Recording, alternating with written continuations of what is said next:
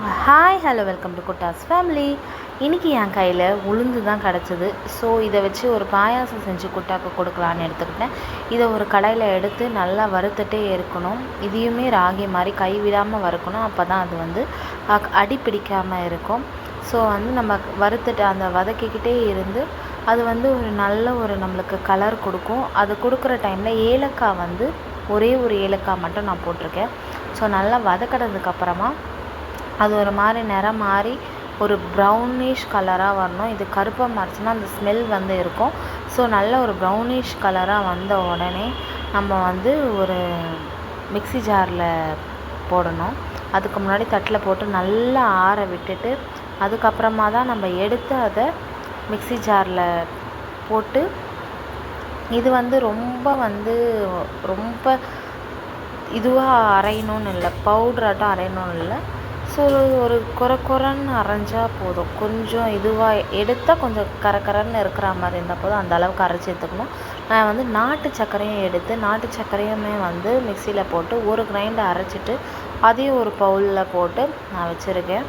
So இது முடிஞ்சதுக்கப்புறமா ஒரு கடாய் நான் எடுத்த கடாயிலே எடுத்துகிட்டு தண்ணி வந்து தேவையான அளவு, நான் உளுந்து ஒரு கைப்பிடி எடுத்திருக்கேன். ஸோ அதுக்கு தேவையான அளவு தண்ணி எடுத்துகிட்டு அதில் உப்பு போட்டுட்டு அது வந்து நல்லா கொதி வரணும். தண்ணி கொதி வர நேரத்தில் நம்ம உளுந்து பவுட்ரு பண்ணி வச்சுருந்த பவுடரை எடுத்து அதில் போட்டு நல்லா மிக்ஸ் பண்ணிகிட்டே இருக்கணும். இல்லைன்னா அது வந்து கட்டி ஆகிடும். ஸோ அதை வந்து நல்லா மிக்ஸ் பண்ணிகிட்டே இருக்கணும். இது மிக்ஸ் பண்ணிகிட்டே இருந்துக்கிட்டே இருக்கும்போது என் தங்கமும் வந்து நானும் கிளறேன் அப்படின்னு சொல்லி கேட்டான். ஸோ அவனுக்கும் நான் கொடுத்தேன்.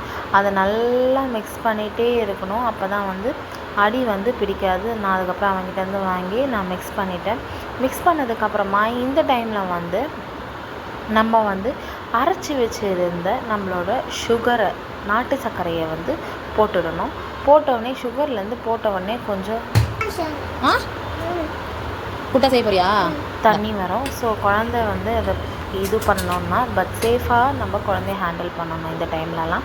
ஸோ வந்து சுகர் வந்து நாட்டு சர்க்கரையை போட்டுட்டு நல்லா அதை மிக்ஸ் பண்ணிகிட்டே இருக்கணும். இந்த டைமில் வந்து என்னோடய ஹஸ்பண்ட் தேங்காய் பாலை அரைச்சி கொடுத்துட்டாங்க. ஸோ தேங்காய் பாலை வந்து நான் இதுக்கு ஊற்றுறேன். இதுக்கு பாலுமே நம்ம வந்து யூஸ் பண்ணலாம்.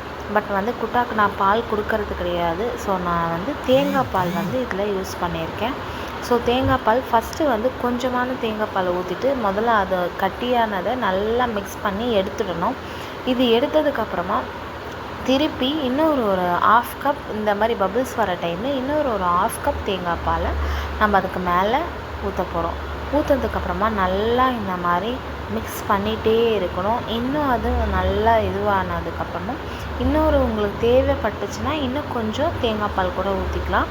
அப்படி இல்லைன்னா நீங்கள் வாட்டர் கூட இந்த டைமில் வந்து ஊற்றி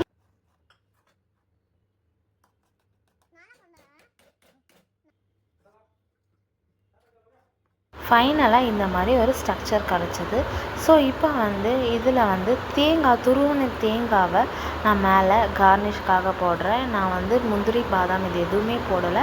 தேங்காய் மட்டும் கார்னிஷ்காக நான் தூவி விடுறேன். அதுக்கப்புறமா நம்மளோட சூப்பரான உளுந்து பாயாசம் ரெடி ஆகிடுச்சு. இதை வந்து நான் குட்டாக்கு சர்வ் பண்ணேன். குட்டாவுமே இதை குடிச்சிட்டு ரொம்பவே ஹாப்பியாக இருந்தால். நான் சுகர் லிமிட்டடாக போட்டதுனால அவன் சாப்பிட கஷ்டப்பட்டான். அதுக்கப்புறமா நான் ஊற்றி விட்டுட்டேன்.